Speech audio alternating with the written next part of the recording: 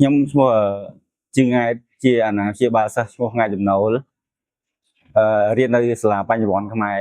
វិធីសាស្ត្ររបស់ខ្ញុំតាក់ទងនឹងការបង្រៀនកូនអត់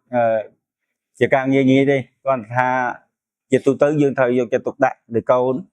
បាទជារៀងរាល់ថ្ងៃយើងត្រូវចំណាយពេលកន្លះម៉ោងឬ1ម៉ោងដើម្បីជំរុញគាត់ឲ្យរៀនជារៀងរាល់ថ្ងៃហើយយើងត្រូវឲ្យគាត់គោរពវិន័យពេលតែរៀនសូត្រដល់ម៉ោងរៀនគឺត្រូវតែរៀន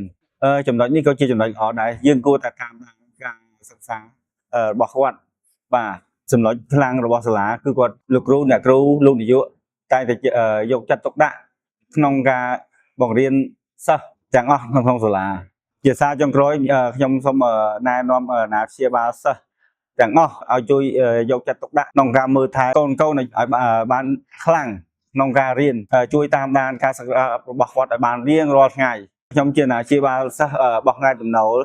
ខ្ញុំសូមថ្លែងអំណរគុណដល់លោកគ្រូអ្នកគ្រូនិងនាយកសាលាបញ្ញវន្តខ្មែរជួបតែសំណាងល្អជោគជ័យក្នុងអាជីព